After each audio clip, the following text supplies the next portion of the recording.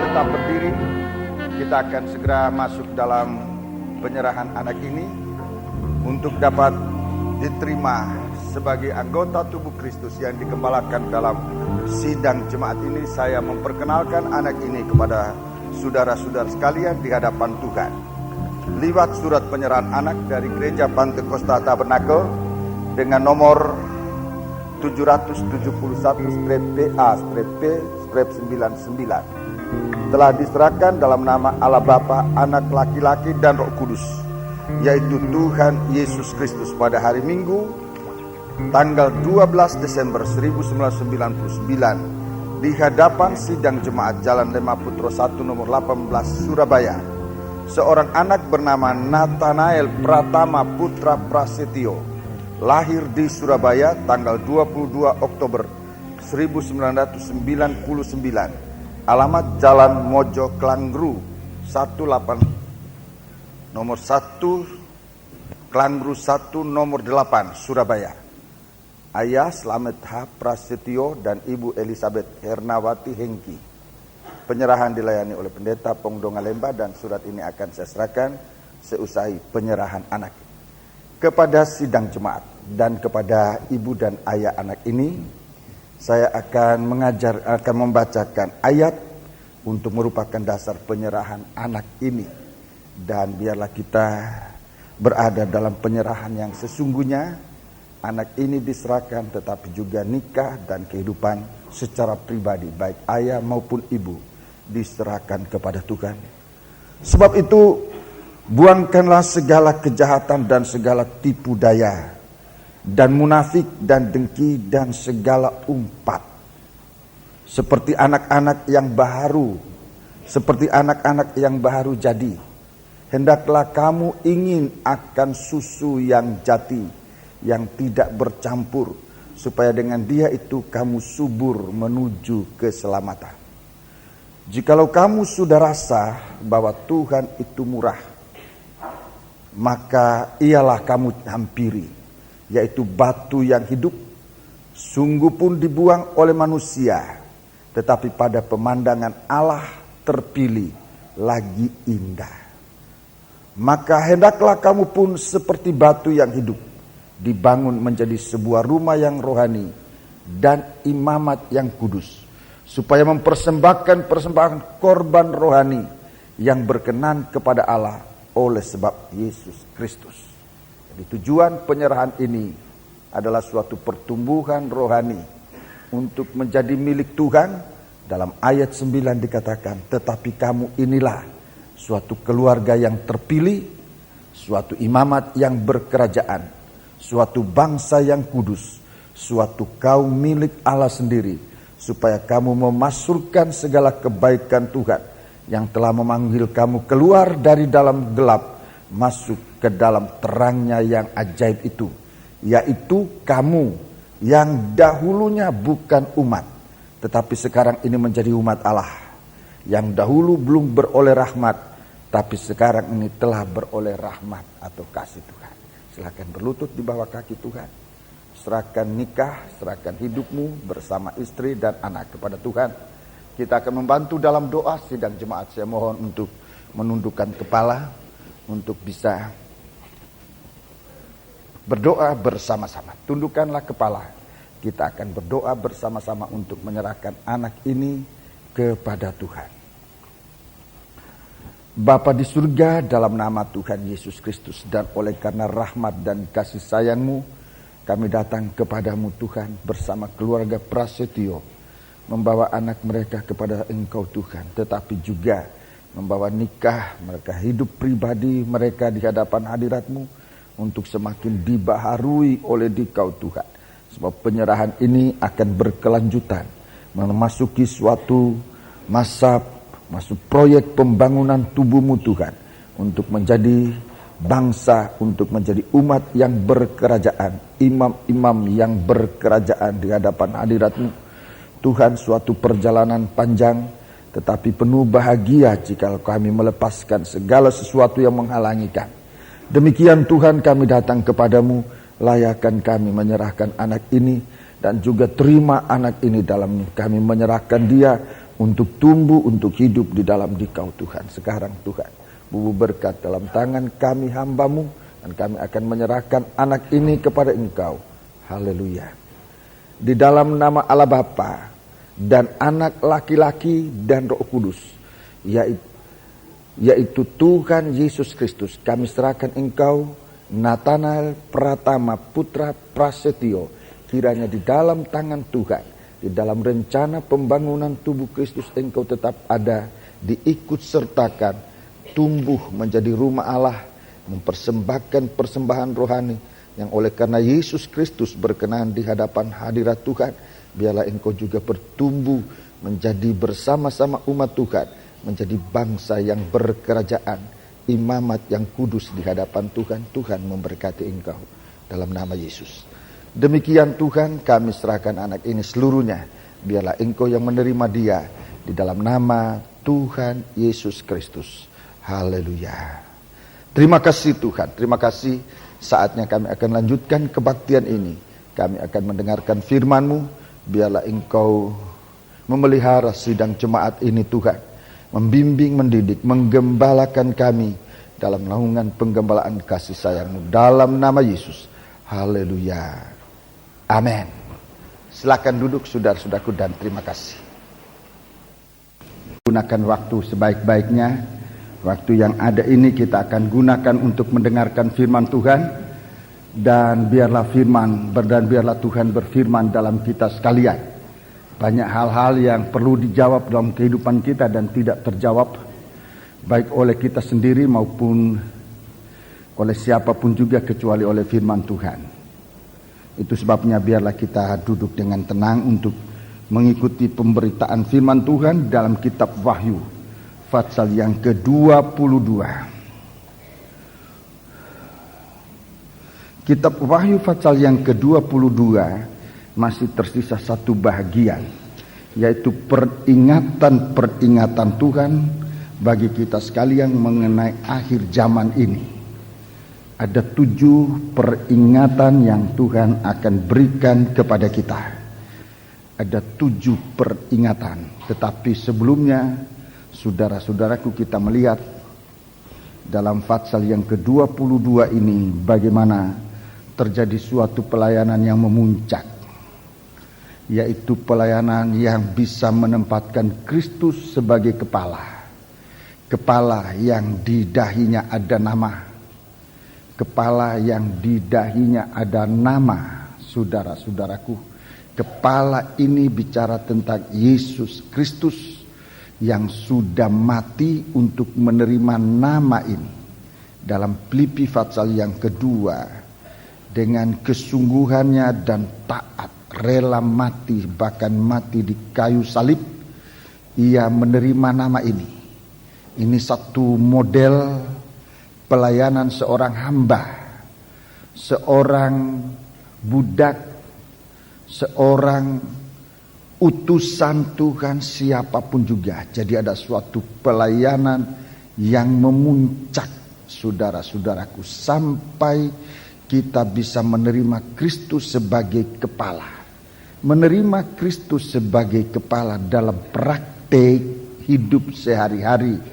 Mulai saat ini, saudara-saudaraku, mulai saat ini adalah kalau kita melayani Tuhan, kita menempatkan diri kita sebagai imam-imam, sebagai hamba-hamba Tuhan Yesus harus kita tempatkan menjadi imam besar. Itu Kristus sebagai kepala. Kalau kita berada di dalam Dia, kalau kita melayani Tuhan sebagai apapun juga dalam gereja, kita melayani Dia, menempatkan Dia yang utama. Kalau kita sebagai hamba atau imam, Yesus harus ditempatkan menjadi imam besar. Nah, bagaimana kita bisa menempatkan Yesus sebagai imam besar?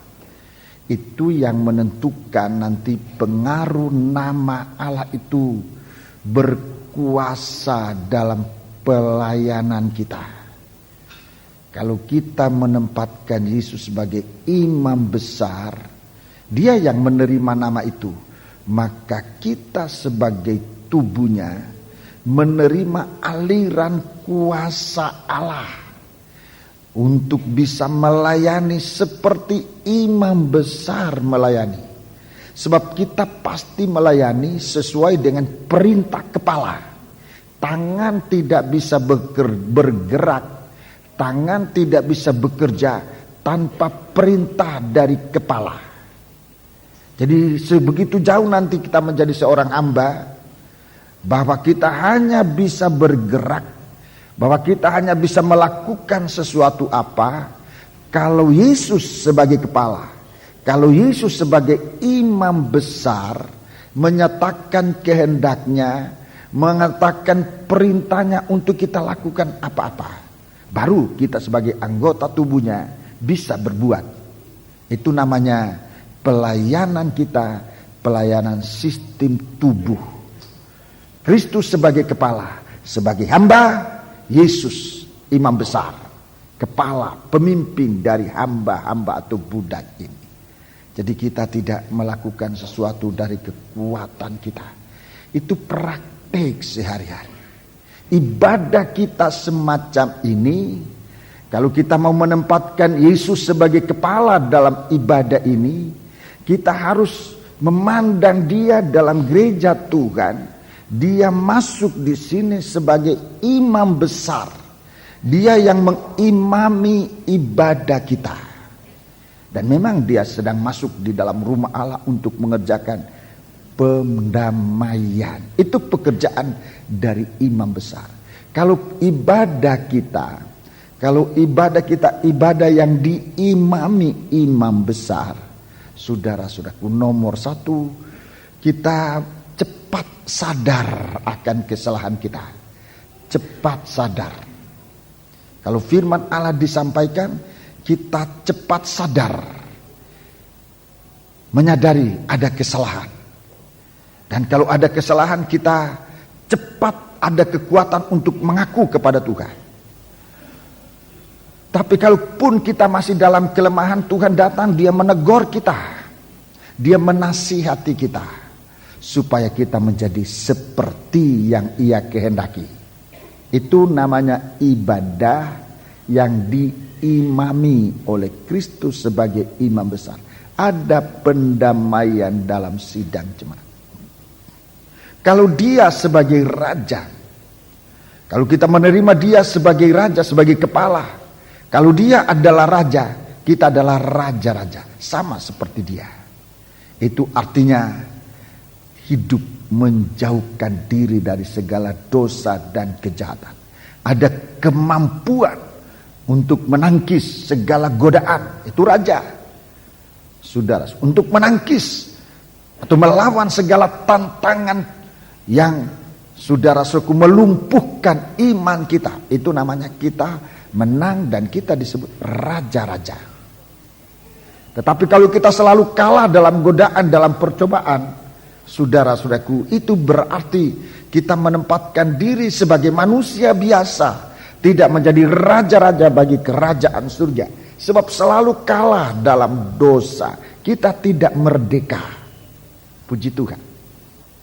Itulah yang disebutkan raja-raja. Dia sebagai kepala. Saudara-saudara, kalau kita ini sebagai gereja Tuhan yang dibentuk oleh Tuhan menjadi mempelai wanitanya, dia adalah mempelai pria. Saudara-saudara, nama saudara-saudara bukan kita punya nama lagi, tetapi menjadi yang kita pakai adalah nama dari suami, nama dari kepala. Begitu masuk dalam nikah, nama suami itu masuk untuk mengayomi, untuk membela, melindungi istrinya dengan memberikan namanya kepada istrinya. Saudara, demikian juga kita, saudara-saudaraku, kalau kita hamba-hamba Tuhan menjadi raja-raja, ada tanda-tanda ini.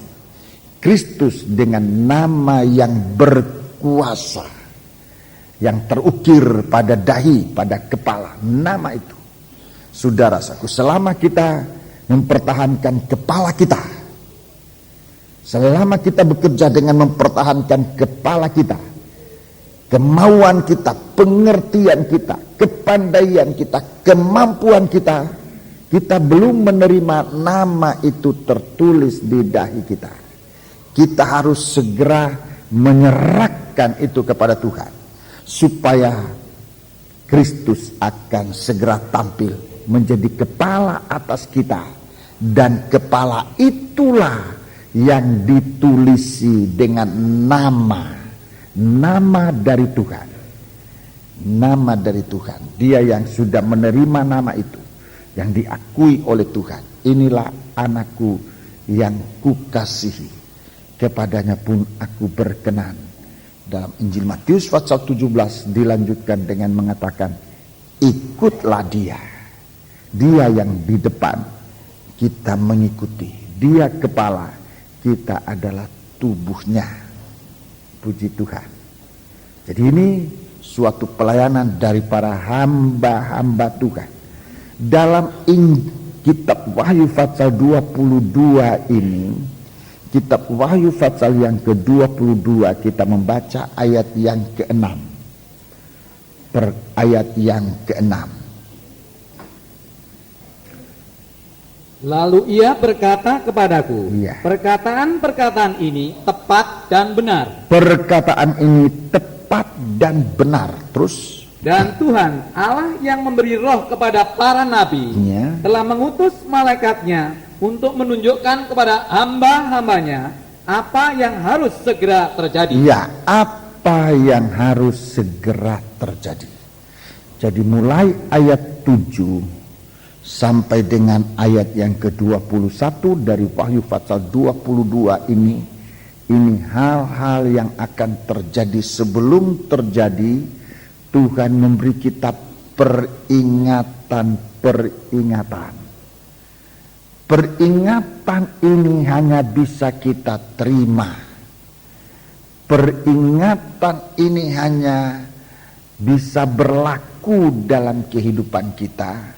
Dalam ayat tadi dikatakan, jika kita benar-benar bisa atau sudah bisa menerima firman Tuhan yang diberitakan hari-hari ini. Saudara-saudara, sangat penting ini, saudara. Dalam 2 Korintus pasal 4 dikatakan bahwa firman Allah sudah sempat menerangi hati kita. Firman Allah sudah sempat menerangi kita.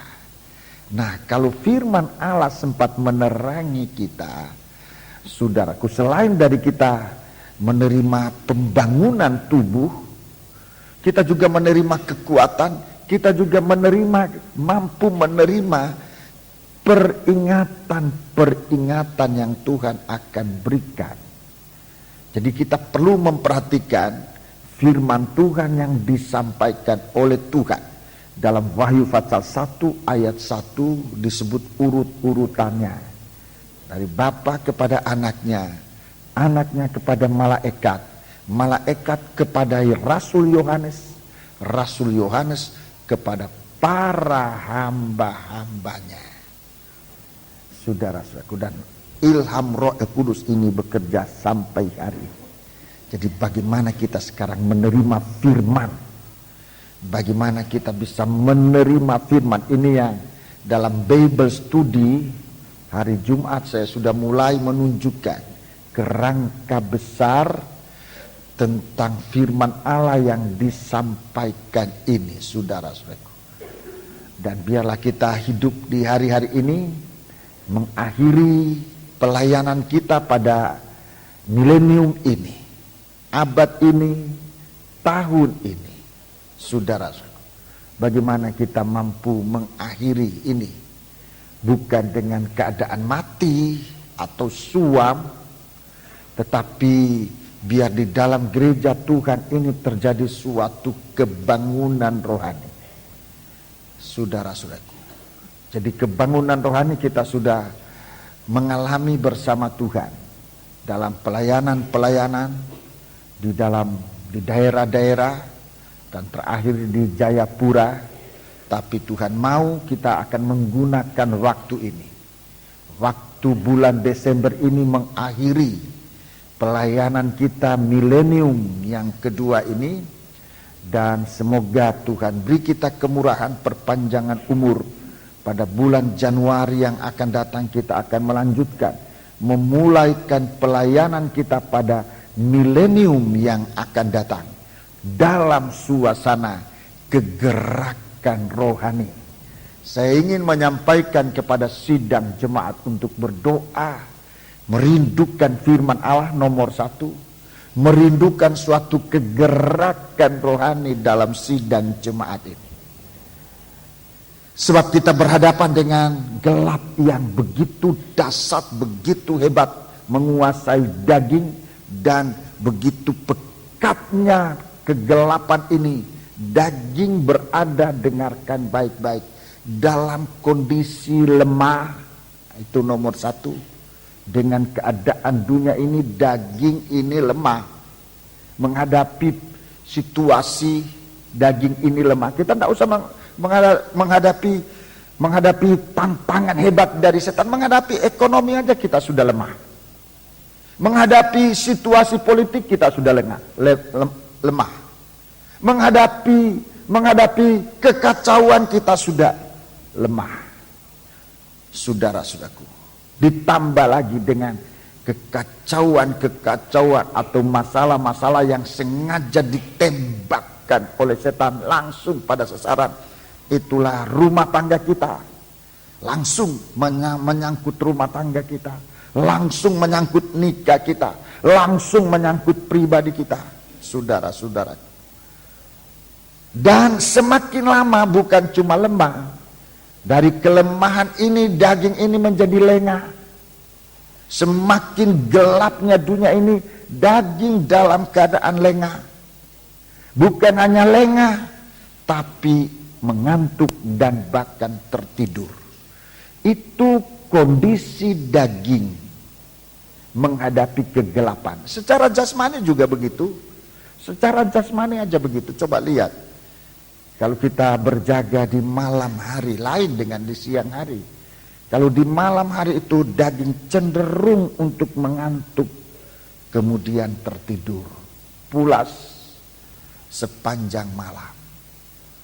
Secara rohani juga begitu.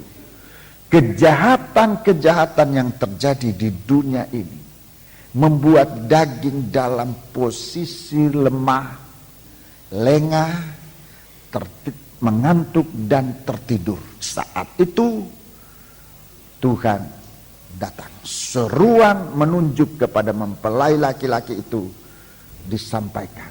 Seruan ini merupakan peringatan bagi kita sekalian. Ada 7 peringatan ini, saudaraku. Bagaikan 7 kaki dian yang membutuhkan minyak. Bagaikan 7 pelita yang membutuhkan minyak persediaan. Supaya kapan saja mempelai laki-laki itu datang, kita tidak harus ikut bersama dengan suasana dunia yang kalang kabut untuk mencari terang buat dirinya. Tetapi kita sudah memiliki minyak persediaan. Itu sebabnya saya sebagai seorang gembala di hari-hari ini doa supaya di dalam sidang jemaat ini terjadi kebangunan rohani. Kita pusatkan kegiatan kita pada hari-hari ini di dalam jemaat, dalam gereja Tuhan Johor Lemah Putro. Kita padukan untuk bersama kita dalam satu kesatuan. Untuk dalam sidang jemaat ini Roh Tuhan bekerja dengan firman-Nya untuk menyatakan kasih Allah. Itu yang kita butuhkan menghadapi baik milenium yang akan datang maupun tahun yang akan datang, bulan yang dan hari-hari yang akan datang. Tapi lebih daripada itu, menghadapi hari Tuhan. Sekali lagi saya singkatkan, biar setiap pribadi anak-anak Tuhan ini ada kerinduan untuk terjadi di dalam dirinya suatu kegerakan, suatu kebangunan rohani. Jangan tinggal lengah, jangan tinggal acuh tak acuh, tetapi kita sudah harus bangun dari tidur. Sebab hari kedatangan Tuhan sudah semakin dekat, saudara-saudara.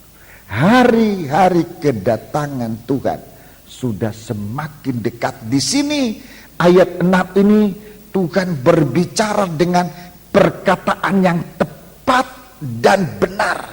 Ini minyak yang harus dimiliki. Ini minyak yang harus dimiliki oleh setiap anak Tuhan. Sebab perkataan yang tepat dan benar, saudara-saudaraku, itu juga merupakan Roh Kudus, Roh Tuhan yang akan menghidupkan, yang akan memberi terang di dalam kehidupan kita. Di dalam Injil Yohanes pasal 6, Injil Yohanes pasal yang ke-6, kita membaca di sana. Ini perkataan, ini tentang perkataan yang tepat dan benar. Perkataan yang tepat dan benar. Jadi ini nanti saudara-saudaraku sudah suatu perkataan yang langsung kepada sasaran yang sebenarnya. Sebab dalam perjanjian lama kita mendengar suatu bayangan-bayangan. Dalam perjanjian lama kita mendengar suatu bayangan-bayangan dan juga merupakan perumpamaan-perumpamaan dalam perjanjian baru gereja hujan awal.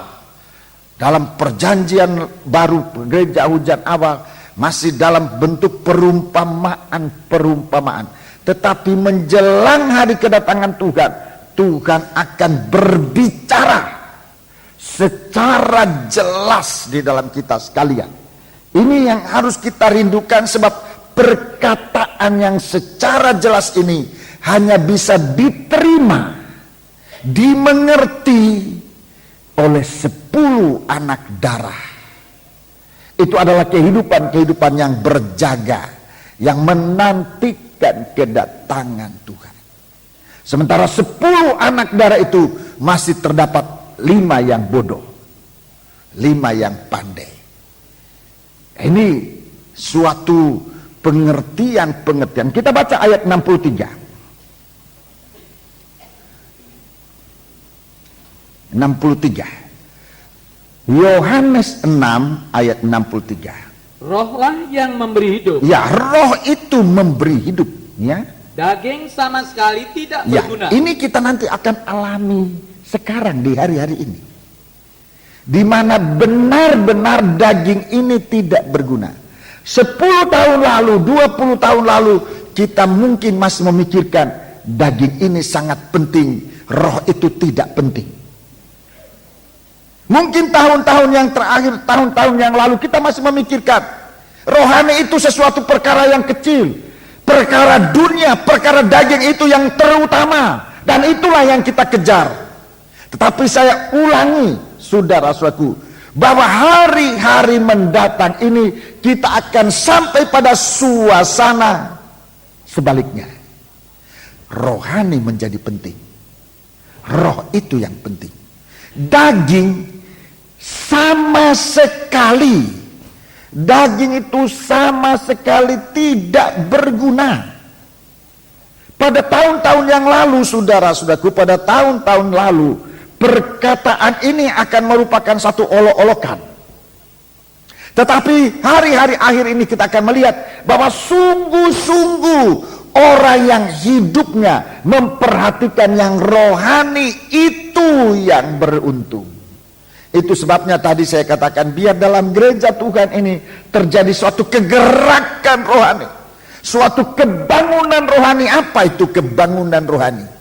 Kembali kepada kehidupan kita yang sesungguhnya. Sebab kita disiapkan untuk menerima tubuh, bukan tubuh daging yang dari tanah liat ini, saudara-saudaraku, tetapi kita akan menerima tubuh yang rohani, bukan dari tanah liat, tetapi dari firman yang menjadi daging, dari roh yang menjadi daging ini, dari kasih Allah yang sudah mendarah daging dalam kita. Dari benih ini kita nanti akan tampil tubuh yang lain. Di saat itu kita akan melihat benar bahwa daging ini sama sekali tidak berguna. Daging ini sama sekali tidak berguna. Dalam terjemahan lama saya coba membaca sama, saudara, tapi tidak mengapa saya baca dalam terjemahan lama. Roh itulah yang menghidupkan, ya.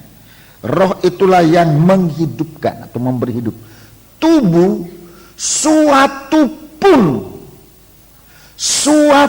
pun tidak tiada gunanya. Tubuh suatu pun tidak gunanya. Dalam terjemahan baru dikatakan sama sekali. Kalau kita gabungkan dua perkataan ini, satu pun sama sekali tidak berguna. Adapun perkataan yang aku katakan kepadamu, itulah roh dan hidup adanya. Coba baca selanjutnya. Perkataan-perkataan yang kukatakan kepadamu adalah roh dan hidup. Perkataan yang kukatakan kepadamu, perkataan yang disampaikan dalam kitab Wahyu pasal yang terakhir menunjuk kepada peringatan. Peringatan ini untuk orang-orang yang sudah menerima firman. Jadi perhatian Tuhan mengakhiri pekerjaan penebusan sudah sangat dekat. Waktu ia datang kembali, tidak datang lagi menebus dosa. Datang kedua kali tidak datang menebus dosa lagi, tetapi kedatangannya hanya untuk orang-orang yang menantikan Dia. Ibrani 9 ayat 27-28. Tolong dibaca ayat ini supaya kita lihat, saudara, bahwa pekerjaan penyelamatan ini, memberi hidup ini tidak terus menerus, ada waktunya berhenti, dan waktunya itu sudah dekat sekali. Mari kita membaca. Dan sama seperti manusia ditetapkan untuk mati hanya satu kali saja. Ya, mati satu kali, terus. Dan sesudah itu dihakimi. Ya, baca terus. Demikian pula Kristus hanya satu kali saja mengorbankan dirinya untuk menanggung dosa banyak orang. Dia sudah mengorbankan diri satu kali. Sudah ditetapkan satu kali ia datang menanggung dosa. Dia sengsara mati di atas kayu salib, menanggung dosa manusia. Itu sudah dilakukan. Sekarang pekerjaan itu masih bekerja. Kita tidak tahu sejauh mana, seberapa jauh, sampai bulan berapa, sampai tahun berapa, tidak ada orang yang tahu. Tetapi 2000 tahun yang lalu Tuhan katakan waktunya sudah dekat. Apalagi sekarang. Baca terus. Sesudah itu ia akan menyatakan dirinya sekali lagi tanpa menanggung dosa untuk menganugerahkan keselamatan kepada mereka yang menantikan Dia. Sesudah itu ia akan menampakkan diri sekali lagi, tidak untuk disalibkan, tidak untuk menanggung dosa lagi. Itu Dia sudah kerjakan. Dia akan datang untuk menganugerahkan keselamatan kepada, perhatikan, orang yang menantikan Dia. Dalam Injil Matius pasal 25, perumpamaan 10 anak darah. Itulah gereja Tuhan yang menantikan Dia. Haleluya. Nabi Yesaya dalam kitabnya pasal 40 dia katakan, orang menanti-nantikan Dia membaharui kuatnya, membaharui kekuatannya. Saudara-saudara, demikian dalam penyerahan tadi kita mendengarkan, kita dimulai oleh Tuhan melepaskan segala dosa, supaya kita tumbuh oleh firman yang merupakan susu yang murni itu. Kita tumbuh dan hidup, saudara-saudaraku, ke arah pembangunan satu tubuh Kristus yang disebut rumah Allah, yang nanti disebut mempelai wanita pada pasal terakhir dari kitab Wahyu atau Alkitab pada umumnya. Saudara-saudaraku, kita gereja Tuhan disebut mempelai wanita. Kita bertumbuh ke arah Dia, saudara-saudaraku, untuk menjadi sempurna, menjadi satu tubuh, menjadi satu bangsa imamat, imam-imam yang berkerajaan, imam-imam dan raja-raja, untuk memberitakan segala kebaikan Tuhan. Saudara-saudaraku, dalam Ibrani ini dikatakan satu kali ia akan menyatakan dirinya, tidak untuk menanggung dosa lagi, tapi untuk menyatakan untuk memberikan keselamatan. Dalam Roma, surat Roma pasal 13, surat Roma pasal 13, surat Roma pasal yang ke-13 kita baca. Roma pasal yang ke-13 kita membaca, saudara-saudaraku. Roma pasal yang ke-13,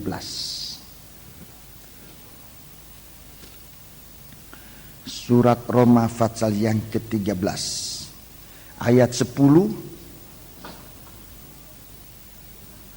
Kasih tidak berbuat jahat terhadap sesama manusia, Ya. karena itu kasih adalah kegenapan hukum Ya, Taurat. jadi kita sudah saatnya hidup kita ini yang terdiri dari roh, dari firman, itu sudah ada dalam aktivitas kasih. Tubuh yang dari daging ini sangat berat untuk melakukan ini. Tapi kalau kita mengalami pembaharuan dalam kehidupan kita ini, bukan hidup dari daging, tapi hidup dari Tuhan, dari roh, tubuh yang rohani, kehidupan yang rohani. Sekalipun kita belum sempurna, saudara-saudaraku, masih banyak kekurangan di sana sini. Tetapi saudara-saudaraku, Tuhan menawarkan kegiatan kasih ini, ayat 11. Hal ini harus kamu lakukan, Iya. karena kamu mengetahui keadaan waktu sekarang, yaitu bahwa saatnya telah tiba bagi kamu untuk bangun Ya. dari tidur. Untuk jangan lengah, untuk ada kebangunan rohani, untuk bangun dari tidur. Saatnya menjelang hari Tuhan ini bukan saatnya untuk lengah dan tertidur, tetapi saatnya kita sudah harus bangun dari tidur. Itu sebabnya tadi saya katakan kita mau mengakhiri tahun ini, mengakhiri milenium ini dengan suatu kegiatan rohani, bekerja dalam kasih Allah, ibadah yang didorong bukan oleh karena peraturan, tetapi ibadah yang didorong oleh kasih Allah di dalam hati. Setiap pribadi yang datang dalam kebaktian ini adalah pribadi yang dibawa oleh Tuhan dengan kerinduan yang menyala-nyala di dalam dirinya. Ini baru terjadi kebangunan rohani. Kalau kita datang hanya dengan melakukan Taurat dalam ayat 8, saudara-saudaraku, hanya dengan melakukan Taurat, tidak ada seorang pun yang mampu melakukan itu. Itu sebabnya Tuhan mau menggantikan, memenuhi Taurat itu dengan kasih Allah. Perkataan menggantikan tidak berarti menghapuskan, tetapi memenuhi Taurat itu dengan gerakan kegiatan dari kasih. Iman kita sudah harus dimotori, digerakkan oleh kasih. Baik tadinya kehidupan kita, satu kehidupan yang berdosa, tetapi sekarang menerima kasih Allah, maupun bagi bangsa Israel yang tadinya hidup dalam Taurat. Dan Tuhan katakan, baik orang yang hidup dalam Taurat ataupun yang tidak hidup dalam Taurat, saat ini iman itu harus bekerja, digerakkan oleh kasih. Saudara catat saja ayatnya, Galati 5 ayat 6. Saudara baca di rumah. Isinya itu saya sudah katakan tadi. Saat ini iman itu harus dihidupkan, digerakkan oleh kasih, bukan oleh peraturan. Peraturan tidak bisa menggerakkan iman, bahkan mematikan iman bisa. Saudara-saudaraku, iman kita ini oleh kasih Allah. Haleluya. Baca terus ayat 13 ini, ayat 11. Sebab sekarang keselamatan Ya. sudah lebih dekat Keselamatan bagi itu sudah lebih dekat bagi kita. kita daripada waktu kita menjadi percaya. 12. Hari sudah jauh malam. Hari sudah jauh malam. Telah hampir siang. Telah hampir kedatangan Tuhan. Sebab itu marilah kita menanggalkan perbuatan-perbuatan kegelapan. Iya. Dan mengenakan perlengkapan senjata terang. Ini kegerakan. Kegerakan untuk meninggalkan segala perbuatan-perbuatan gelap. Ini kegerakan. Kalau ini terjadi, saudara-saudaraku, kerinduan kita akan Tuhan itu akan tumbuh dan menyala. Bagaikan yaspis yang bercahaya jernih seperti hablur. Seperti kristal, saudara-saudaraku. Dan ini suatu kerinduan Tuhan. Ini harus menjadi suatu ciri dari kebaktian anak-anak Tuhan menjelang hari Tuhan. Bukan lagi ibadah Taurat, bukan lagi. Tetapi ibadah yang digerakkan oleh kerinduan, oleh kasih Allah. Haleluya. Suatu kuasa kebangunan, suatu kuasa kebangkitan, saudara-saudaraku. Bangsa Israel berjalan 40 tahun di padang belantara. Tuhan tunjukkan kakinya berpijak pada lantai yang bagaikan nilam. Nilam itu bicara tentang kuasa kebangkitan. Nilam itu bicara tentang kuasa kebangkitan. Itu dalam Keluaran pasal 24, saudara. Saya tidak kembali ke sana, nanti terlalu makan waktu. Saudara catat saja. Keluaran pasal 24. Memulai perjalanan bangsa Israel di padang belantara. Yang nanti ternyata 40 tahun, saudara-saudara, dengan tidak bengkak kaki, dengan tidak rusak sepatu, pakaian tidak robek. Kenapa? Sebab berjalan pada kuasa kebangkitan.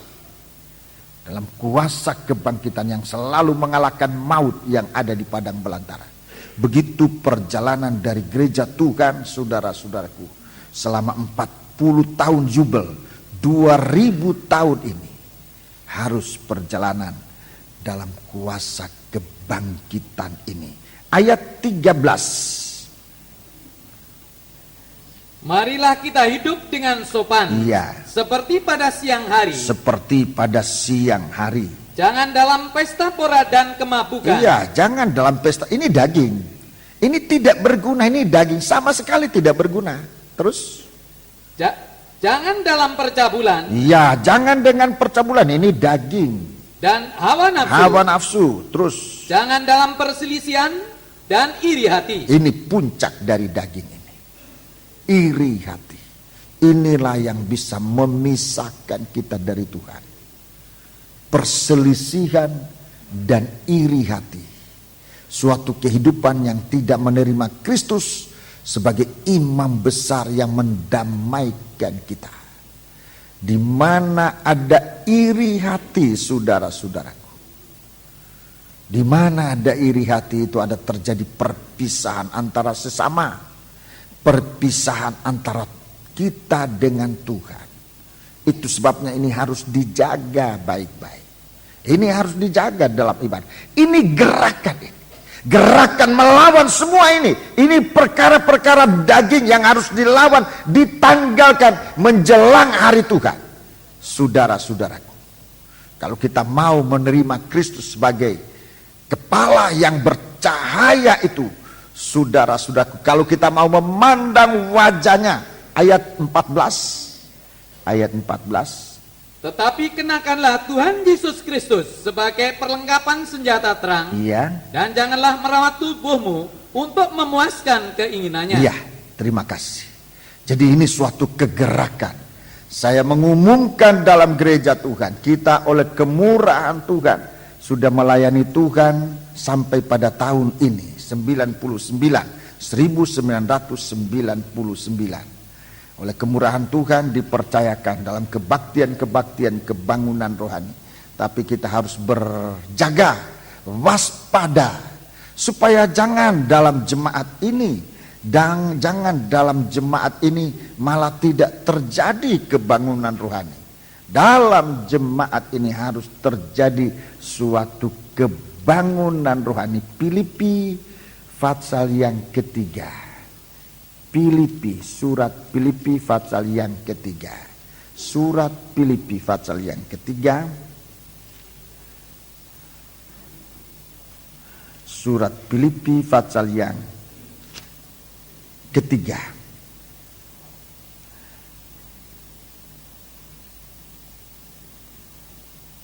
Kita membaca ayat yang ke-12. Surat Filipi pasal 3 ayat yang ke-12. Bukan seolah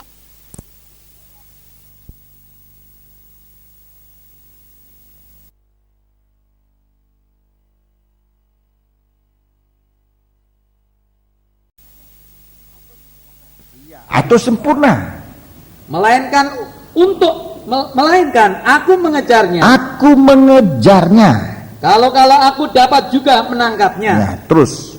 Karena aku pun telah ditangkap oleh Kristus Yesus. Ya, 13. Saudara-saudara, aku sendiri tidak menganggap bahwa aku telah menangkapnya. Aku telah menangkapnya. Tetapi ini yang kulakukan. Ya. Aku melupakan apa yang telah di belakangku. Ya, ini harus suatu kegerakan ini. Melupakan apa yang sudah ada di belakangku. Dan mengarahkan diri kepada apa yang di hadapanku. Mengarahkan diri kepada apa yang di hadapanku. Terus? Dan berlari-lari kepada tujuan untuk memperoleh hadiah. Yaitu panggilan surgawi dari Allah dalam Kristus Yesus. Iya, terima kasih. Panggilan dari Allah oleh karena Yesus Kristus. Jadi kita tidak terpikat, terpengaruh dengan banyak sibuknya daging yang notabene banyak menipu kita untuk melepaskan perkara yang rohani. Rasul Paulus mengatakan, aku bukan seolah-olah aku telah memperoleh hal itu atau telah sempurna, tidak. Tetapi di hari-hari ini kita mengambil satu kegiatan untuk sampai kepada apa yang dijanjikan oleh Tuhan. Efesus pasal yang ke-5. Efesus pasal yang ke-5. Efesus pasal yang ke-5. Efesus pasal yang ke-5. Kita baca Efesus 5, kita membaca ayat yang ke-14. Itulah sebabnya dikatakan, bangunlah hei kamu yang tidur. Bangunlah hei kamu yang tidur. Dan bangkitlah dari antara orang mati, dan Kristus akan bercahaya atas kamu. Ya, 15. Karena itu perhatikan dengan saksama bagaimana kamu hidup. Ya, perhatikan dengan saksama bagaimana kamu harus hidup. Janganlah seperti orang bebal. Iya, bebal ini itu artinya dijelaskan tetap tidak ngerti. Ini bebal. Ditegur tidak mau terima. Dinasihati tidak nurut. Ini bebal. Ini orang tetap hidup dalam dosa. Ini orang hidup dalam keadaan berdosa. Bukan orang berdosa. Orang hidup dalam keadaan berdosa. Ini sulit bertobat orang macam ini. Sebab dosa itu sudah mendarah daging. Sudah menjadi tabiat. Seandainya dia tidak bebal, sekalipun dosa itu sudah mendarah daging, sudah menjadi tabiat, sudah menjadi keadaan. Tapi kalau dia masih kasih lubang sedikit untuk firman Allah, firman Allah akan masuk merombak kehidupan lama. Tapi kalau orang bebal, itu segala kesempatan untuk firman Allah ditutup oleh daging. Matanya ditutup buta, telinganya ditutup tuli, lidahnya ditutup, saudara-saudara, lidahnya ditutup menjadi bisu. Semua indera, pintu untuk masuknya firman Allah ini sudah ditutup sampai pori-pori pada kulitnya itu sudah tertutup mati. Ini bebal. Ini bebal. Contohnya orang bebal ini Nabal. Bebal, Nabal. Saudara-saudaraku yang sudah menerima perlindungan, menerima pembelaan, menerima penggembalaan Raja Daud, tetapi dia hidup untuk dirinya sendiri. Dia bebal, saudara-saudaraku. Dia sangat bebal. Dia tidak bisa melayani Daud dan pengikut-pengikutnya. Orang yang menutup hatinya untuk firman Tuhan, saudara-saudaraku, dan dia, saudara-saudaraku, mati dalam sekejap saja. Tidak mampu untuk menghadap masuknya, datangnya Raja Daud. Tidak mampu untuk memandang kehadiran datangnya Yesus Kristus di bumi ini untuk kedua kalinya, mengangkat mempelainya masuk dalam kerajaannya yang kekal. Orang semacam ini tidak mampu. Dia akan masuk dalam kehidupan yang dihukum. Kalau saya bicara ini, saya sama sekali tidak bermaksud untuk menakut-nakuti, apalagi untuk menghakimi, untuk menghukum seseorang, tidak. Tetapi biarlah apa yang saya katakan merupakan satu berita untuk membuka peluang firman Allah selanjutnya masuk dalam kehidupan kita. Baca terus, ini namanya orang bebal. Terus, janganlah seperti orang bebal, tetapi seperti orang arif. Orang arif, kearifan yang paling tinggi adalah takut kepada Tuhan. Mendengar firman Allah itu kearifan yang sangat tinggi di hari-hari ini. Bagaimana kita membuka hati untuk Tuhan, itu arif, itu bijaksana. Bagaimana kita bisa menerima Tuhan, itu bijaksana. Ini kebijaksanaan di hari-hari ini. Terus, dan pergunakanlah waktu yang ada, karena hari-hari ini adalah jahat. Hari-hari ini adalah hari yang jahat. Manusia menjadi jahat. Dan dalam Kejadian pasal 6 zaman Nuh dikatakan bumi pada waktu itu dirusakkan oleh manusia yang sudah rusak, yang kecenderungan hatinya hanya berbuatkan perbuatan kejahatan. Ini akan terjadi di hari-hari menjelang kedatangan Tuhan. Manusia akan rusak, akal moralnya akan rusak, dirusak oleh manusia itu sendiri. Saudara-saudaraku, negara kita hari-hari ini digiatkan untuk memerangi kemaksiatan. Saudara-saudaraku, termasuk narkoba dan sejenisnya.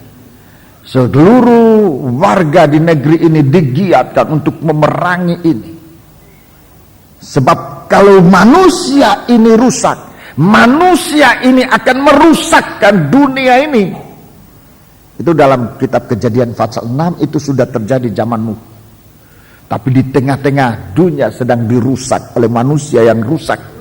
Saudara-saudaraku, Tuhan memberi karunia-Nya, kasih karunia atau kemurahannya kepada Nuh. Demikian gereja Tuhan ini nanti akan diberikan oleh Tuhan suatu kasih karunia bagi kita sekalian. Haleluya. Untuk menerima kemurahan Tuhan masuk dalam bahtera mempelai. Bahtera zaman Nuh tidak begitu dijelaskan, tetapi kalau kita membaca sungguh-sungguh, kita bisa menerjemahkan bahtera itu adalah bahtera mempelai. Yang sekarang ini dalam bentuk pengajaran mempelai. Untuk membawa gereja Tuhan disebut mempelai wanita. Itulah bahtera yang sempat menyelamatkan Nuh. Sebab penumpang dari bahtera itu semua mempelai.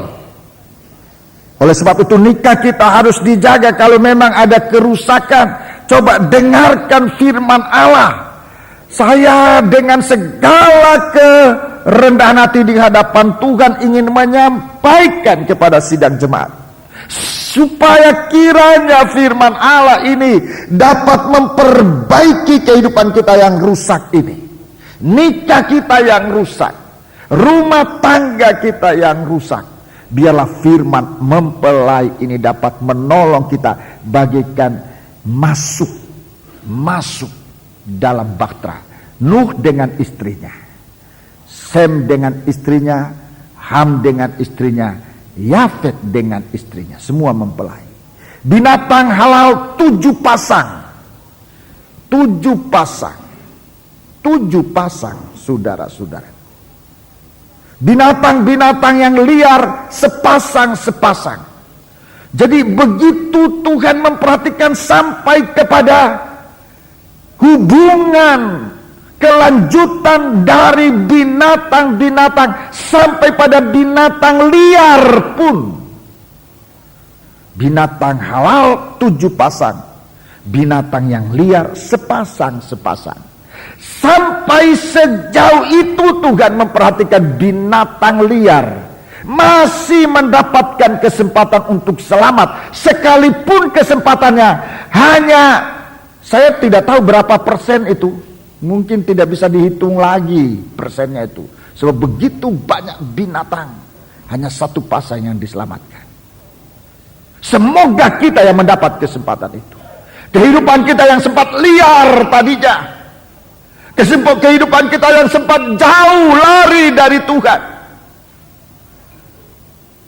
dan biarlah kita mendapat suatu kerinduan. Siapa yang diselamatkan? Siapa? Binatang liar mana yang bisa masuk? Dengarkan, binatang liar yang masuk ini adalah binatang yang di dalam hatinya ada suatu kerinduan. Tidak disebutkan dalam Alkitab, tetapi dengan mengatakan bahwa binatang itu datang masing-masing masuk ke dalam bahtera Nuh.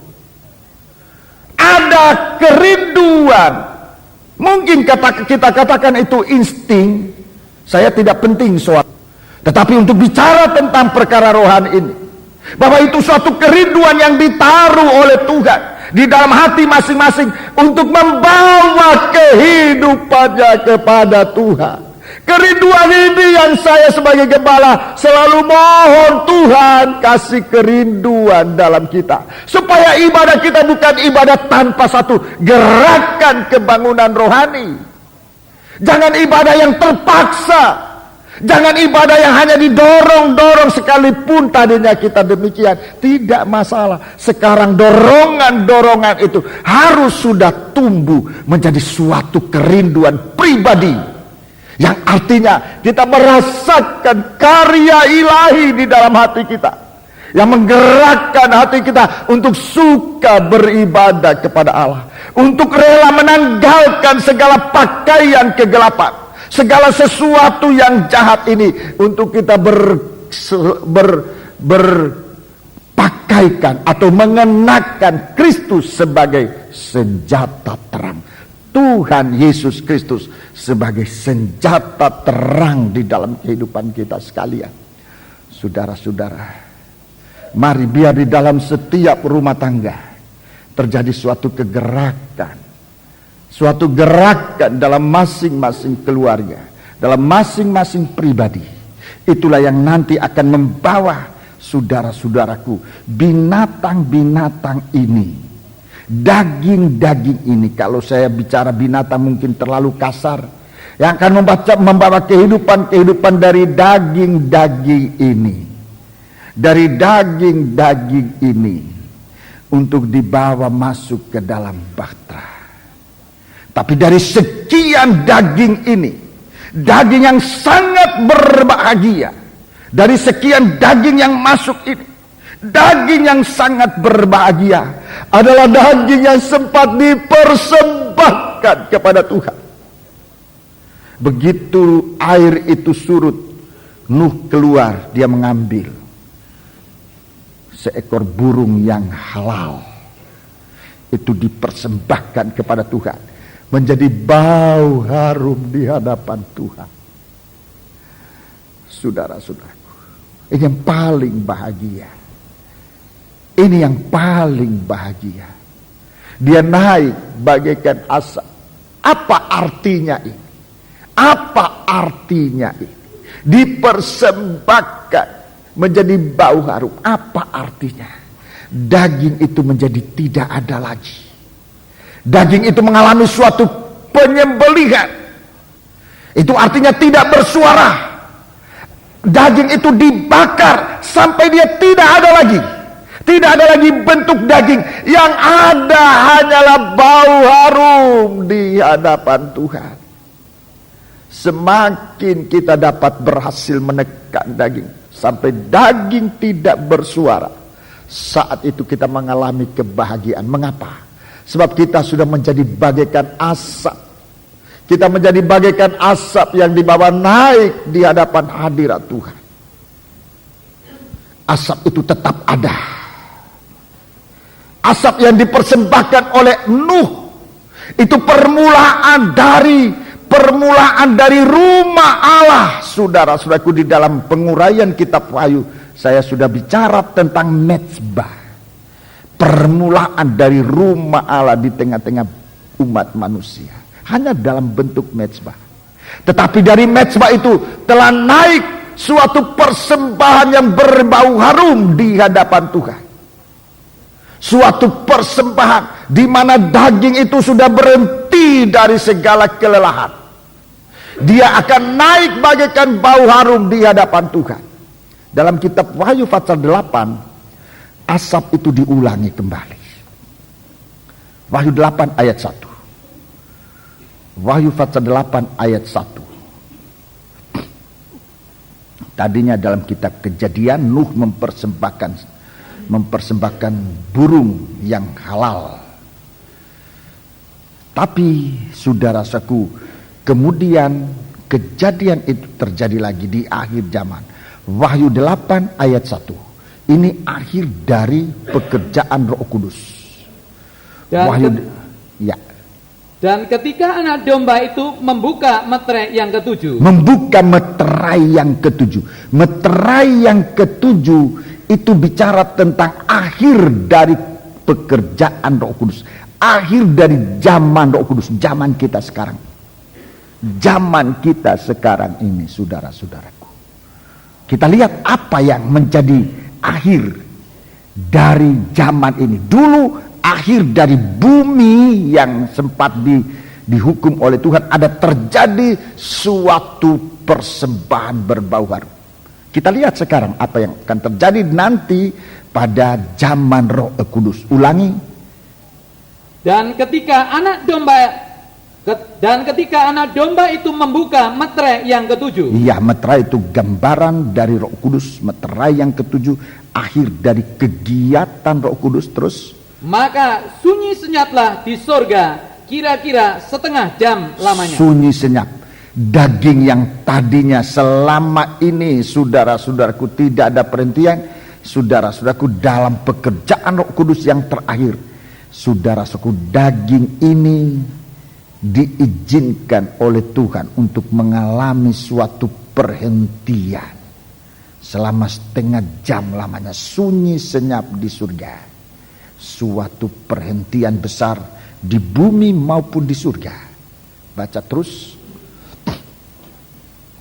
Lalu aku melihat ketujuh malaikat yang berdiri di hadapan Allah, dan kepada mereka diberikan 7 sangkakala. Iya, baca terus. Maka datanglah seorang malaikat lain. Dan ia pergi berdiri dekat mezbah dengan sebuah pedupaan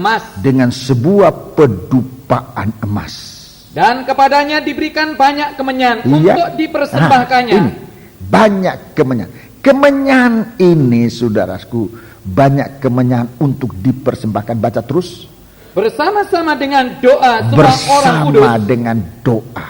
Terus. Di atas mezbah emas, di hadapan tahta itu. Iya, kemenyan yang dipersembahkan. Ini bicara tentang penghancuran daging. Itu doa penyembahan kita kepada Tuhan adalah satu proses penghancuran daging. Untuk masuk dalam satu pembakaran dengan api Roh Kudus. Untuk menaikkan doa. Terus. Maka naiklah asap kemenyan bersama-sama dengan doa orang-orang kudus itu. Asap kemenyan ini naik bersama-sama dengan doa orang-orang kudus itu. Terus. Dari tangan malaikat itu ke hadapan Allah. Ya. Perhatikan. Lalu malaikat itu mengambil pedupaan itu, mengisinya dengan api dari mezbah, dan melemparkannya ke bumi. Melempar ke bumi. Dengarkan baik-baik. Maka meledaklah bunyi guruh. Meledaklah bunyi guruh. Disertai halilintar. Halilintar. Dan gempa bumi. Gempa bumi. Jadi kita lihat ada sesuatu yang sangat kontras terjadi bagi kehidupan orang di dalam kehidupan rohani, mengalami suatu ketenangan yang luar biasa. Tenang setengah jam lamanya. Itu ketenangan yang luar biasa di dalam kehidupan anak-anak Tuhan, dalam kerajaan surga. Dan doa itu dinaikkan. Orang-orang yang berdoa nanti itu mengalami ini. Saya berdoa semoga kita semua dalam kelompok ini tidak hidup dalam daging sama sekali. Terjemahan lama mengatakan daging itu satu pun tidak ada gunanya. Satu pun tidak ada gunanya. Saudara-saudara, di saat itu kita sudah hidup dalam satu tindakan rohani menyembah kepada Allah. Sementara di bumi ini sebaliknya terjadi. Meledaklah, apa yang meledak tadi? Bunyi guruh. Meledak. Bunyi guruh. Meledak bunyi guruh. Saudara-saudaraku, ledakan senjata atau mesin-mesin perang nanti melebihi dari guruh, dari guntur yang kita pernah dengar. Itu ledakan-ledakan yang hebat, disertai dengan halilintar, disertai dengan gempa bumi. Itu berarti suatu kehancuran bagi bumi ini. Di mana kita harus berada? Saudara, kalau kita tidak berada dalam ketenangan, pasti berada dalam hiruk pikuk hancurnya dunia ini, saudara-saudara. Gempa bumi sekarang terjadi di mana-mana, di tempat-tempat yang diperkirakan tidak ada gempa, sekarang terjadi gempa. Saudara-saudaraku, terjadi gempa-gempa yang hebat. Di benua Amerika hari-hari ini gempa mendadak terjadi, menewaskan begitu banyak orang. Longsor-longsor yang terjadi menenggelamkan rumah-rumah, sampai menggali rumah itu, bumbungnya pun tidak ditemukan. Bumbung rumah yang ditimbun itu berarti begitu dalam. Ingat-ingat waktu Tuhan membuka bumi, menenggelamkan, Korah datang dan Abiram masuk. Siapa ini? Orang yang melawan Tuhan. Orang yang hidup dalam kedagingan. Itu sebabnya hari-hari ini saudara-saudaraku, Tuhan katakan bangun. Jemaat ini harus bangun, harus kembali. Kalau tadinya kita enggan masuk gereja, saudara-saudaraku, biarlah hari-hari ini tergairah kembali untuk masuk, untuk hidup, saudara-saudaraku. Kebaktian Natal kita nanti akan 3 hari berurutan. Secara badani saya sudah bisa membayangkan betapa lelahnya kita pada hari-hari itu. Tetapi apa artinya itu dibanding dengan kebahagiaan yang kita akan terima dari Tuhan, saudara-saudaraku. Sebab perhentian, dengarkan, perhentian setengah jam itu permulaan dari perhentian kekal. Permulaan langkah pertama untuk sampai nanti ke Yerusalem baru. Itu langkah pertama. Jadi berhentinya Roh Kudus ini bekerja merupakan langkah pertama kita melangkah ke Yerusalem baru. Itu langkah pertama. Itu perhentian pertama. Setengah jam. Itu perhentian pertama. Langkah keduanya, saudara-saudaraku, saat Yesus datang kembali. Saat Yesus datang kembali. Saat itu tidak ada seorang pun yang tahu.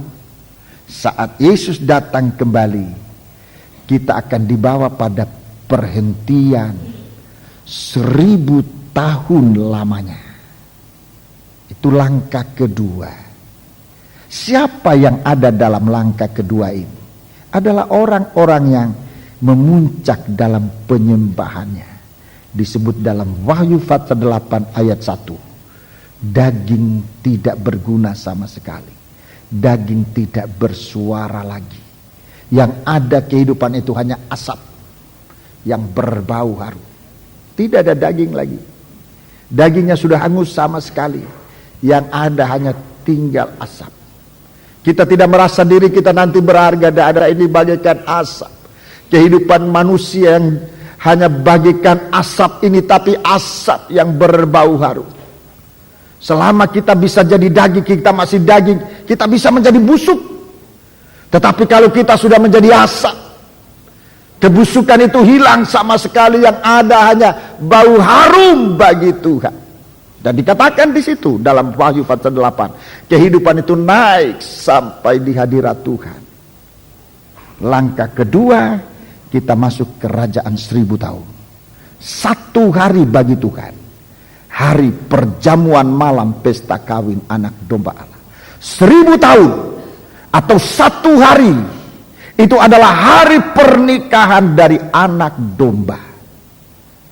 Saudara-saudaraku, itu kerajaan 1000 tahun. Itu perhentian dari orang-orang yang tadinya, saudara-saudaraku, mengakhiri pekerjaan dari Roh Kudus di bumi ini dengan daging tidak bersuara, tapi hidup dalam penyembahan. Ini kebangunan rohani, saudara-saudaraku. Masuk kerajaan 1000 tahun. Sesudah itu, saudara-saudaraku, satu testing terakhir harus dihadapi, di mana apa nama ini tertulis, nama kita tertulis dalam kitab El Hayat atau tidak. Saudara-saudaraku, kalau itu nanti ada, maka Yerusalem baru itu perhentian terakhir. 3 langkah. 3 langkah, saudara-saudaraku. Kita berada pada langkah pertama. Kita berada persiapan langkah pertama. Masuk dalam kehidupan rohani. Satu kegerakan, satu kegiatan rohani yang sungguh-sungguh, saudara. Sampai kita mengalami perhentian di dalam Tuhan. Untuk kita bisa menyembah. Disebut setengah jam lamanya. Suatu perhentian di surga. Sementara bumi ini dalam gempa. Saudaraku, dimulai dari bunyi. Sekarang mungkin bunyi itu masih merupakan bunyi bisik-bisik. Saudara-saudaraku, bunyi bisik-bisik yang menggoncang hati ini, saudara-saudaraku. Tapi bunyi yang bisik-bisik itu nanti akan merupakan satu guntur yang meledak, disertai kilat. Itu amarah, itu iri hati, satu amarah yang membelah bumi ini, yang mengakibatkan kehancuran. Kalau ini terjadi dalam nikah, saudara-saudaraku, nikah itu tidak bisa tertolong, nggak bisa tertolong, saudara-saudaraku. Kalau iri hati, kalau sengketa ini tidak diselesaikan, nikah itu tidak bisa tertolong. Yang terjadi adalah bagaikan bumi yang diguncangkan ini akan terbelah, mengalami kehancuran. Kita sudah harus berada di sini hari-hari ini. Sebabnya Alkitab mengingatkan kita bangun dari tidur itu, bangun dari kehidupan rohani yang lengah selama ini, masuk dalam kebangunan rohani. Tinggal beberapa hari ini kebaktian kita sudah merupakan kebaktian akhir, saudara-saudaraku. Kebaktian Wanula nanti kebaktian akhir. Kebaktian sekolah minggu juga kebaktian akhir. Ya, tanggal 19 sudah akhir. Kebaktian kaum muda juga sudah kebaktian akhir. Kebaktian Natal juga sudah kebaktian akhir. Semua adalah suatu kegiatan-kegiatan. Di mana kita nanti mengakhiri kegiatan kita ini? Apakah kegiatan ini diakhiri dengan gempa bumi, dengan kilat, dengan guntur yang meledak-ledak, atau dengan senyapnya kita di bawah kaki Tuhan untuk menyembah Allah? Tinggal beberapa hari-hari ini kebaktian-kebaktian kita sudah merupakan kebaktian akhir. Kita dipersiapkan untuk masuk. Jika ini menjadi kehendak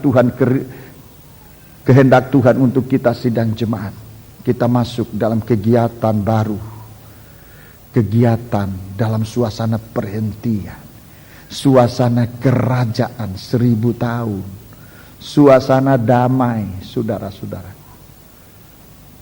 Dan dalam persiapan suasana damai ini 1000 tahun atau 1 hari bagi Tuhan, ini masih di bumi, saudara-saudaraku, masih di bumi. Kita masih di bumi. Saya nggak tahu apa milenium yang ketiga ini merupakan kerajaan 1000 tahun. Saya tidak tahu.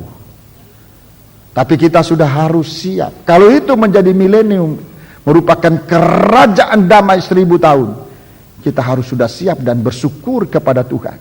Jangan tinggalkan perkara-perkara daging. Daging itu sudah harus dibakar habis untuk hanya tinggal dengan asap yang berbau harum ini.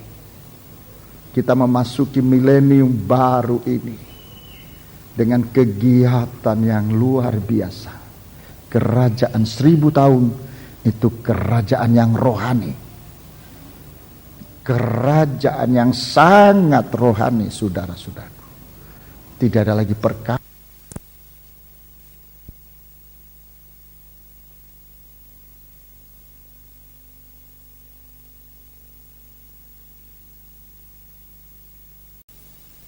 berbicara dalam kita.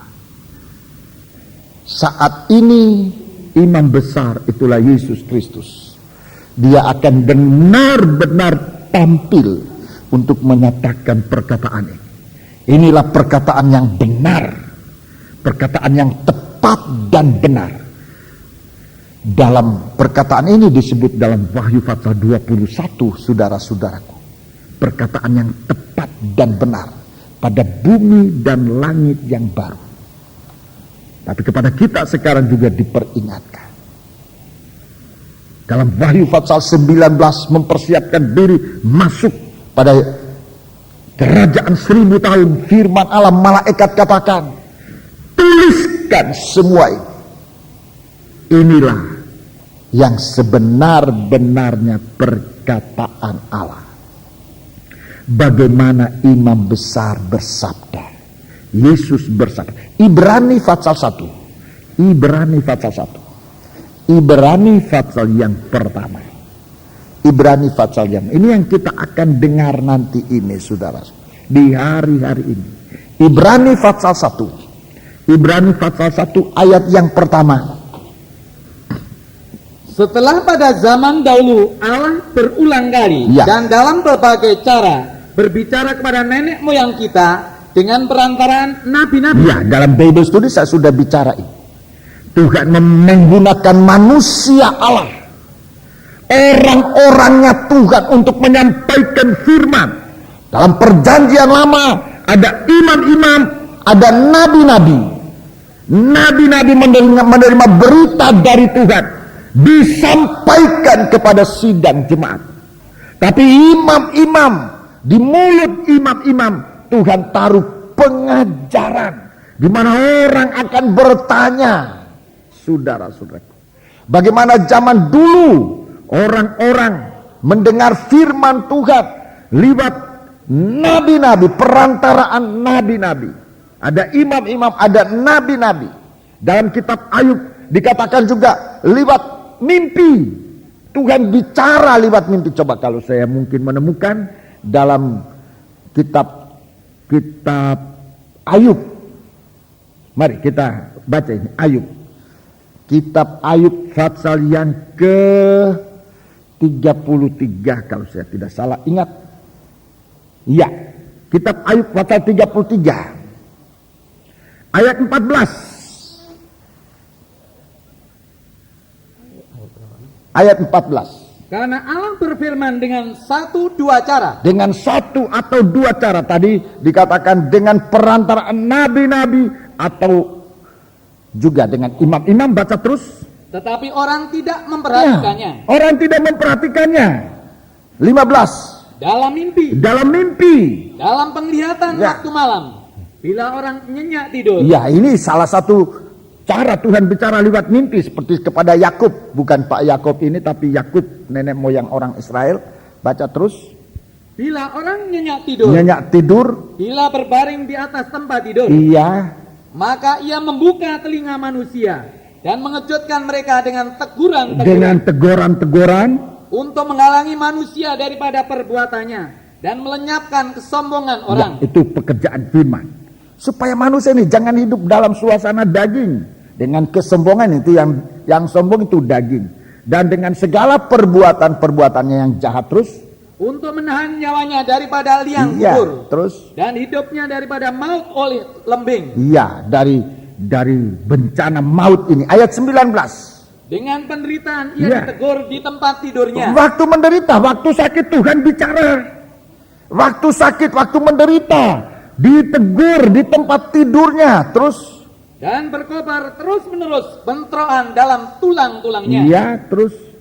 Perutnya bosan makanan. Perutnya bosan makanan. Terus. Hilang nafsunya untuk makanan yang lezat-lezat. Terus 21. Susutlah dagingnya. Sehingga tidak kelihatan lagi. Terus. Tulang-tulangnya yang mula-mula tidak nampak menonjol keluar. Terus. Sampai nyawanya menghampiri liang kubur. Iya. Dan hidupnya mendekati mereka yang membawa maut. Terus. Jikalau di sampingnya ada malaikat penengah, satu di antara 1000 untuk menyatakan jalan yang benar kepada manusia. Terus. Maka ia akan mengasihaninya dengan berfirman, lepaskan dia supaya jangan ia turun ke liang kubur. Terus. Uang tebusan telah kuperoleh. Terus. Tubuhnya mengalami kesegaran seorang pemuda. Ia seperti pada masa mudanya. Ia berdoa kepada Allah dan Allah berkenan menerimanya. Terus. Ia akan memandang wajahnya dengan bersorak-sorai. Dan Allah mengembalikan kebenaran kepada manusia. Ia akan bernyanyi di depan orang. Aku telah berbuat dosa dan yang lurus telah kubengkokkan. Tetapi hal itu tidak dibalaskan kepadaku. Terus. Ia telah membebaskan nyawaku dari jalan ke liang kubur. Dan hidupku akan melihat terang. Ya. Baca ayat 29. Sesungguhnya semuanya ini dilakukan Allah 2-3 kali terhadap manusia. Terus. Mengembalikan nyawanya dari liang kubur sehingga ia diterangi oleh cahaya itu. Ya, ini cara Allah menolong manusia. Ini cara Allah menolong manusia. Di sini dalam ayat-ayat terakhir kita melihat manusia yang sadar diperingati oleh Tuhan. Kita akan menghadapi peringatan hari terakhir ini. Mengakhiri kitab Wahyu 7 kali peringatan. Ini orang yang tanggap. Waktu dia disiksa, Tuhan bicara. Waktu dalam kesukaran, dia bicara untuk kemudian dia menyadari. Ayat 11, 31. Pasal tadi 33 ayat 31. Perhatikanlah, hai Ayub, dengarkanlah aku. Diamlah, akulah yang berbicara. Akulah yang berbicara. Terus. Jikalau ada yang hendak kau katakan, jawablah aku. Berkatalah, karena aku rela membenarkan engkau. Ya, terus. Jikalau tidak, hendaklah engkau mendengarkan aku. Diamlah, aku hendak mengajarkan hikmat kepadamu. Puji Tuhan. Ayub punya pengalaman. Ayub punya pengalaman mendengar firman. Saudara-saudaraku, pengalaman mendengar firman, duduk dalam kebaktian semacam ini adalah cara yang paling menyenangkan untuk kita daripada cara yang kita lihat dengar tadi. Bagaimana kehidupan itu hancur untuk menerima firman Allah. Itu pun kalau ada penengah. Kalau tidak ada penengah, tidak bisa. Ada manusia sudah hancur tetap malah menghujat Tuhan. Kalau ada penengah yang membela dia tertolong. Ayub, Tuhan katakan, kalau ada yang kau tanyakan silakan. Tapi Ayub berdiam diri untuk menerima kemenangan dari Tuhan. Perhatikan saat Tuhan berbicara. Perhatikan saat Tuhan berbicara. Kita kembali Ibrani pasal 1. Ini cara yang diberikan oleh Tuhan. Dalam ayat yang pertama tadi, cara yang diberikan oleh Tuhan kepada manusia zaman perjanjian lama. Ayat yang kedua.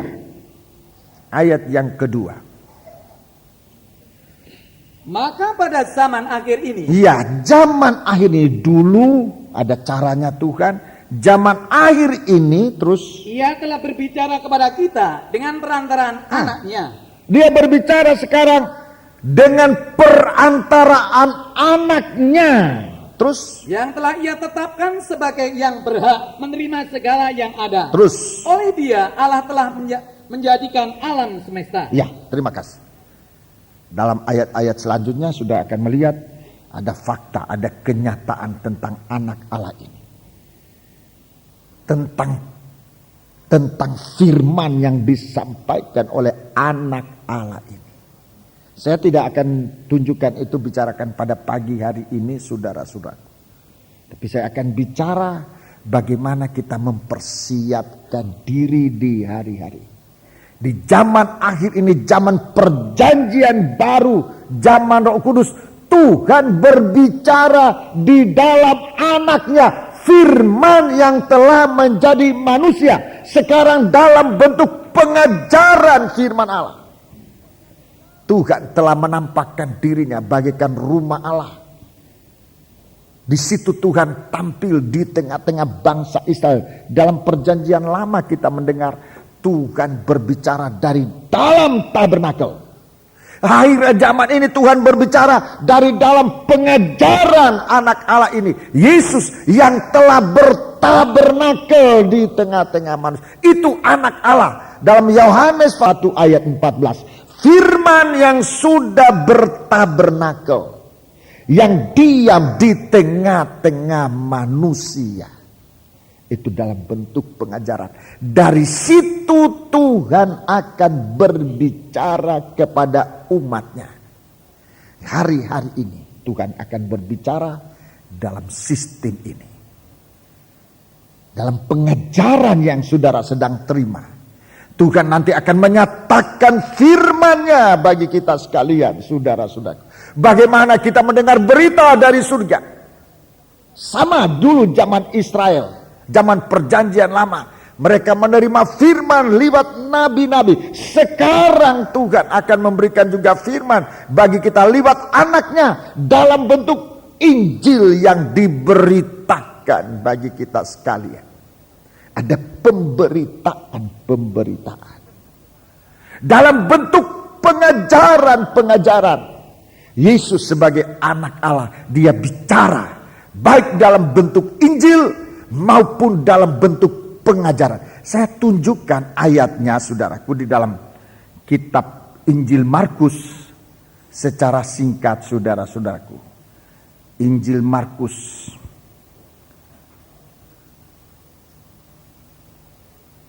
Injil Markus pasal 1. Injil Markus pasal 1, kita membaca ayat yang ke-21, itu nomor 1 saudara-saudaraku.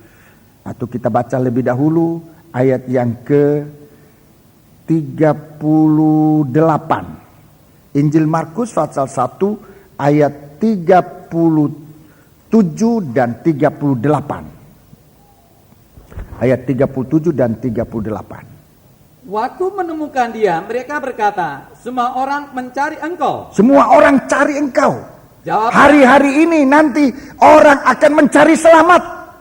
Semua orang mencari engkau. Ayat 37, 38. Jawabnya, ya. Marilah kita pergi ke tempat lain. Iya, terus ke kota-kota yang berdekatan, supaya di sana juga aku memberitakan Injil. Karena untuk itu aku telah datang. Yesus, anak Allah, Dia sebagai pemberita. Dia sebagai nabi yang membawa berita dari surga. Dia sebagai pemberita. Dia mengajarkan Injil. Dalam gereja Tuhan juga Tuhan nyatakan berita ini. Saudara, sekarang kami hamba-hamba Tuhan mewaspadai semacam ini. Untuk menyampaikan suatu berita, suatu khotbah. Berita apa yang ada di dalam khotbah itu. Kalau khotbah itu tidak mempunyai berita, kalau khotbah itu tidak mempunyai berita, gereja Tuhan tidak dibangunkan gairahnya untuk datang kepada Tuhan. Sebab berita ini, dalam berita ini ada suara kasih dari Allah yang menarik, yang memanggil orang-orang datang kepada Dia. Yesus menyampaikan berita Injil, saudara-saudaraku. Dulu disampaikan oleh para nabi-nabi zaman perjanjian lama. Dalam perjanjian baru ini, Tuhan Yesus Kristus sendiri menyampaikan itu. Zaman gereja Tuhan. Tapi akhir dari zaman gereja Tuhan, dalam Wahyu pasal 22 ayat 6, Tuhan percayakan kepada hamba-hambanya untuk disampaikan kepada manusia. Firman ini buatku juga sebagai seorang hamba Tuhan untuk mempersiapkan diri dalam suatu kebaktian, menyampaikan suatu khotbah dalam kebangunan rohani. Apa ada berita atau enggak? Kalau tidak ada berita, buat apa kita ke sana kemari? Marilah kita pergi ke tempat lain, ke kota-kota yang berdekatan, supaya di sana juga aku memberitakan Injil, memberitakan berita baik, itu Injil, berita yang baik. Ada berita dari surga, berita keselamatan. Ayat 21. Ayat 21. Mereka tiba di Kapernaum setelah hari Sabat mulai. Yesus segera masuk ke dalam rumah ibadah. Perhatikan, dan mengajar. Mengajar dan mengajar. Ini bentuk pemberitaan dari anak Allah. Ada berita, ada ungkapan firman. Beritakan Injil itu. Ajarkan. Mengajar. Bukti Yesus ada di dalam bait Allah. Bukti Yesus ada di dalam rumah ibadat. Itu dalam ayat 2 itu saya gunakan istilah ini, rumah ibadat. Bukti Yesus ada dalam rumah ibadat itu adalah adanya pengajaran. Gereja Tuhan yang dilayani oleh Yesus, yang bersabda di akhir zaman ini, adanya berita, itu nomor 1. Kedua, adanya pengajaran. Adanya pengajaran. Saudara-saudaraku, itu yang membuktikan Yesus ada di dalam gereja itu. Yesus bersabda di dalam gereja itu. Ada ungkapan berita dari surga. Ada berita-berita yang datang dari surga. Tetapi berita itu diajarkan kepada sidang jemaat. Ini bukti, saudara-saudaraku, bahwa gereja itu dilayani oleh Yesus sebagai anak Allah bersabda di akhir zaman ini. Lewat berita, lewat pengajaran. Ayat 35. Ayat 35. Pagi-pagi benar, waktu hari masih gelap, ia bangun dan pergi keluar. Ia pergi ke tempat yang sunyi dan berdoa di sana. Iya, ini kegiatan imam besar. Ini kegiatan imam besar. Menyampaikan berita. Khotbah itu dikatakan benar-benar dari Tuhan. Lihat berita apa yang ada. Berita apa yang ada. Berita itu akan tumbuh, saudara-saudaraku. mendarah dan berakar di dalam manusia lewat pengajaran, dan akan berbuah dan matang jikalau gereja Tuhan ini ada doa. 3 macam ibadah yang Tuhan tunjukkan dalam pasal 1 ini. Ada kebaktian umum. Ada kebaktian umum di mana Injil itu diberitakan. Ada pengajaran di dalam setiap pribadi yang mempersiapkan dirinya menjadi rumah ibadah. Pengajaran itu akan masuk. Yesus akan masuk dalam bentuk pengajaran.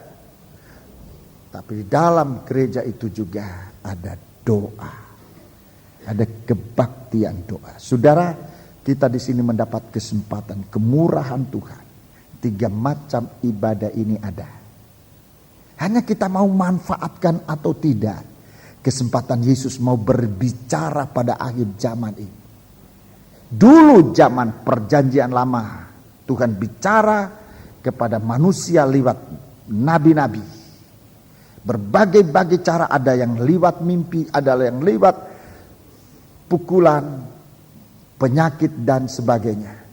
Tapi di akhir zaman ini Tuhan bicara dalam 3 macam ibadah. Ini bukan untuk membuat tambah kesibukan bagi kita, tetapi inilah cara Tuhan untuk menolong kita di akhir zaman ini.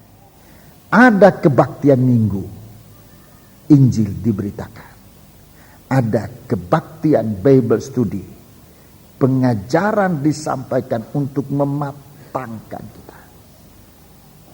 Ada kebaktian doa, supaya kita bagikan buah-buah ini menjadi matang untuk dipersembahkan kepada Tuhan. 3 kebaktian ini ada. Dan 3 kebaktian ini masing-masing dengan cirinya tersendiri. Ini yang dipelihara oleh Tuhan dalam sidang jemaat ini.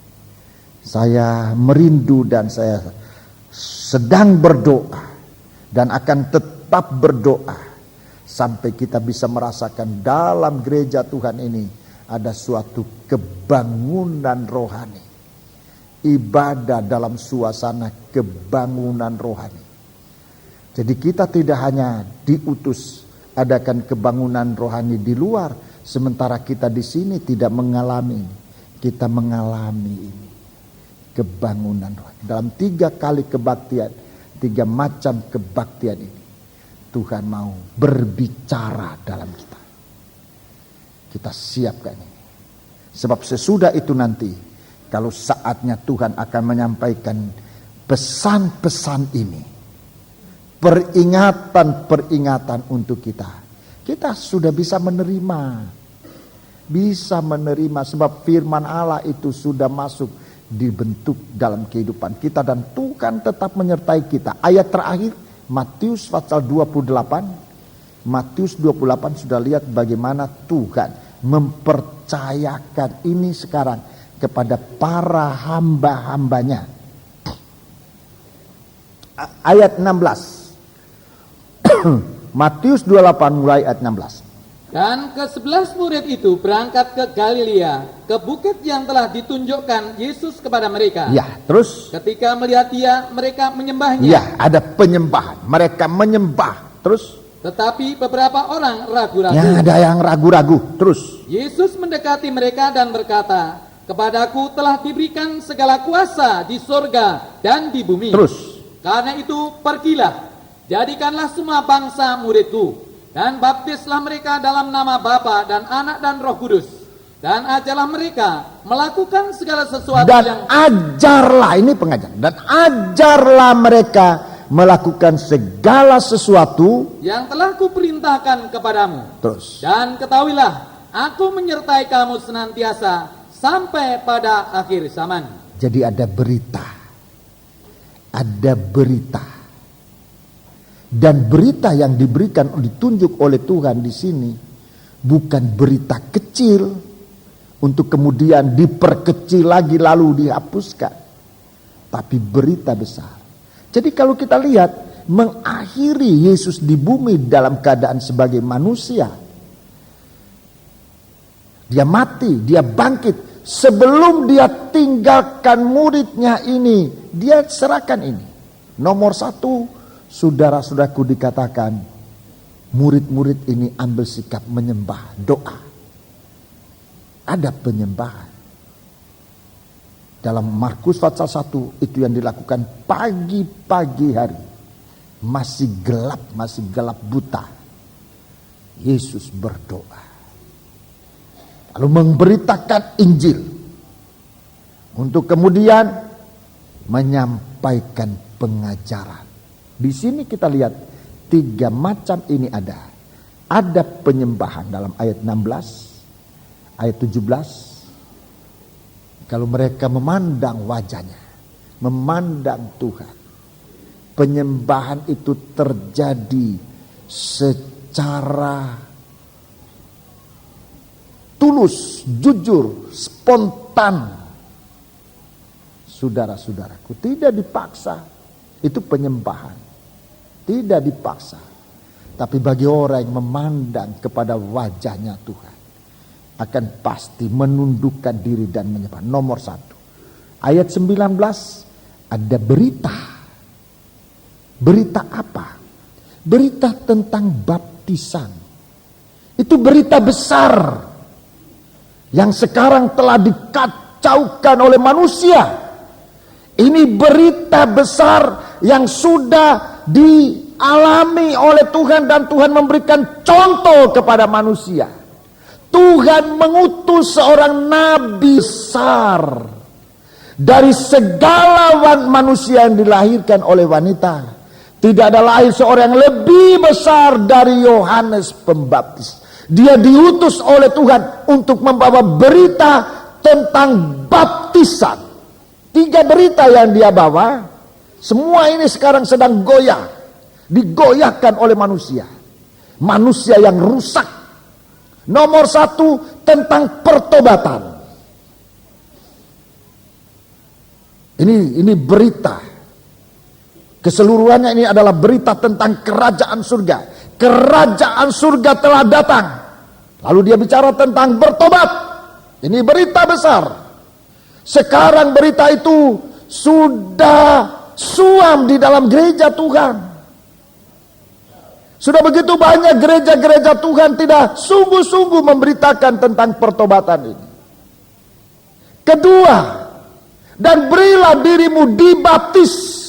Ini berita kedua yang diberitakan oleh Nabi Yohanes. Yang di sini oleh Tuhan beritakan kembali kepada segala bangsa. Yesus perintahkan murid-muridnya. Baptislah mereka dengan nama Bapa dan Anak dan Roh Kudus. Murid-murid mempraktikkan itu. Nama Bapa mereka sebut Tuhan. Nama anak mereka sebut Yesus. Nama Roh Kudus mereka sebut Kristus.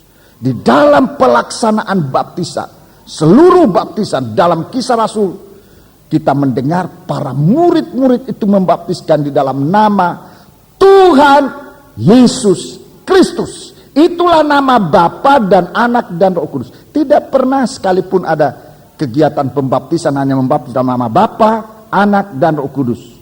Selesai. Belum menyebutkan nama itu. Nama Tuhan Yesus Kristus. Ini berita. Ini berita yang para murid-murid dengar dengan betul. Kemudian mengakhiri itu dikatakan ajarkan. Ajarkan mereka melakukan segala sesuatu yang kuperintahkan. Perintah itu juga salah satu isi dari berita. Dalam Bible Study saya sudah bicara tentang isi dari berita. Pertama, berita baik, berita tentang kerajaan surga, itu berita baik. Kemudian berita dipadukan dengan perintah, ini termasuk ini. Ajarkan. Perintah Tuhan. Kemudian isi berita yang ketiga, itulah tentang Yesus Kristus. 3 hal ini yang harus diperhatikan dalam berita yang disampaikan. Dalam berita itu ada kabar baik. Dalam berita itu ada perintah. Dalam berita itu ada Yesus Kristus. Ini lengkapnya berita. Sudah, ajarkan. Menyertai kamu, aku menyertai kamu sampai kepada akhir zaman. Jadi berita ini, perintah ini berlaku sampai hari ini. Tapi kita lihat kondisi dari gereja Tuhan. Dua saya sudah sebut berita yang disampaikan oleh Nabi Yohanes. Bertobat, beri dirimu dibaptis, kemudian akan datang seorang yang lebih besar daripada aku. Dialah akan membaptiskan kamu dengan Roh Kudus. Ini tiga-tiga ini sedang goyah di dalam gereja Tuhan. Dan kita sudah harus kembali, saudara. Puji Tuhan. Demikian firman Tuhan untuk kita pada pagi hari ini. Semoga kita menjadi satu kehidupan yang sungguh-sungguh. Nyanyian rohani 366. Mari kita berdiri bersama-sama.